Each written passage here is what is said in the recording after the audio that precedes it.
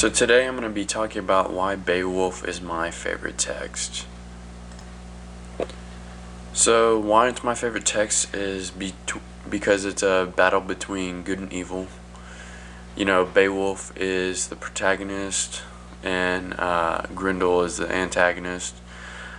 Basically, Beowulf comes in and tries to avenge Hrothgar of Grendel and tries to kill him because no one else has.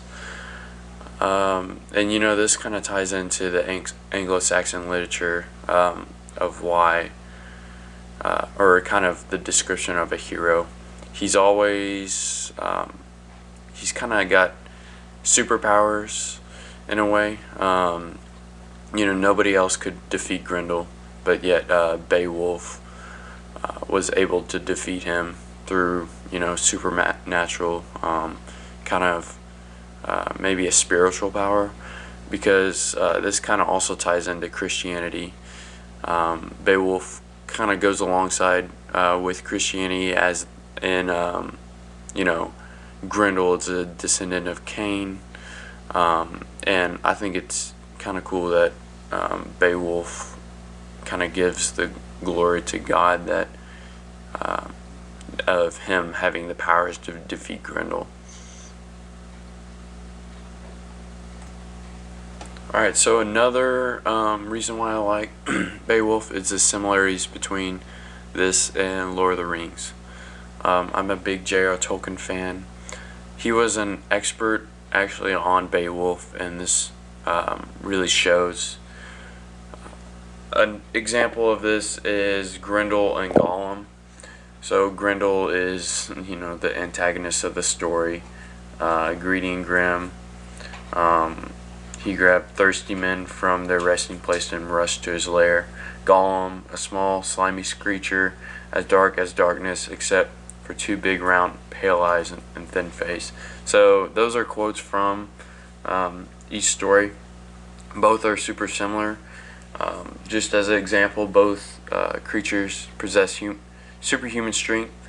They also attack at night and relentlessly pursue their prey. And they also each live on an underground lake. Also, another similarity is Heorot and Medussled. So these two are basically the place where the warriors gather before battle, and this is also where celebrations are held. I think you know, J.R. Tolkien was definitely going off of Heorot and Beowulf to describe Medussled.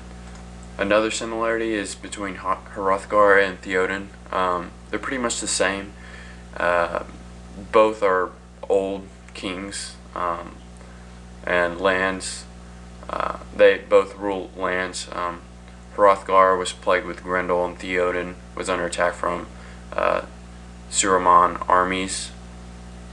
You know, both kings were actually forced to enlist, you know, help to save their kingdoms. So, and finally, you know, the dragon. This is popular in Anglo-Saxon cultures. Dragons were in both stories, and both actually helped, or were actually buried with riches, and both set fire to the countryside, where in the end both dragons were ultimately defeated. Alright, so thank you. That was just a few thoughts on why this was my favorite text that we read all year long.